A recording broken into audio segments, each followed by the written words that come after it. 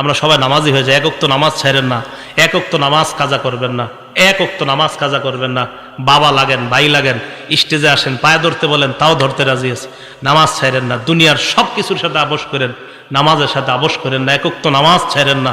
বিশ্বাস করেন, নামাজ যদি আপনি ছেড়ে দেন, আল্লাহ আপনি নামাজ ছেড়ে দিলে আর কবে আপনি আল্লাহরে রাজি করবেন বলেন?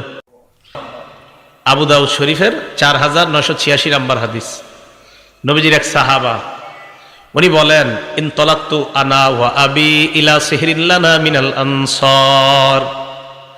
আমি আর আমার বাবা আনসারী শ্বশুর বাড়িতে গেলাম। নাউদুহু, আমার আনসারী শ্বশুর, ওই শ্বশুরকে আমি দেখতে গেলাম, অসুস্থ শ্বশুরকে সুস্থতা করার জন্য গেলাম, সেবা শুশ্রূষা করার জন্য গেলাম। যাওয়ার পর তার সামনে আমরা বসা।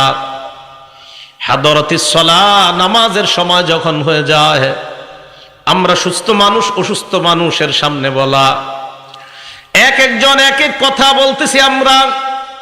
নামাজের সময় যখন হয়ে যায়, আমার শ্বশুর পরিবারের কাউকে ডাক দিয়ে বললেন, ইতুনি বিল ওযু, ওযুর পানি আনো। অসুস্থ ব্যক্তি, উনি বলতেছে ওযুর পানি আনো। লিউসাল্লিয়া ফাস্তারিহা, ওযুর পানি আনো, ওযু করে আমি নামাজ আদায় করে প্রশান্তি অর্জন করতে চাই। কে বলতেছে? সুস্থরা না অসুস্থ ব্যক্তি? তো উনি বলেন, ফান কারনা জালিকা আলাই। আমরা তাকে বললাম, আরে আপনি এই মুহূর্তে নামাজ তো একটু বিলম্বে পড়লেও সমস্যা নেই, আপনি তো অসুস্থ। সাহাবা জবাব দিলেন, নামাজের সময় আর বিলম্ব করতে পারি না।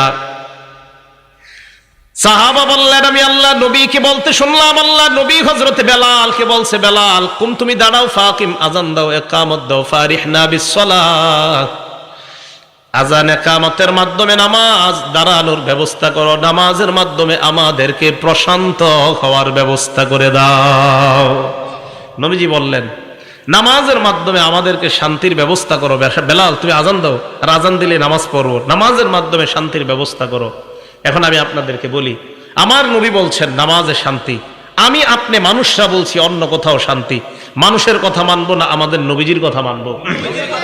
তাহলে নামাজের মাধ্যমে আমরা শান্তি অর্জন করার চেষ্টা করবো। আল্লাহ তৌফিক দান করেন।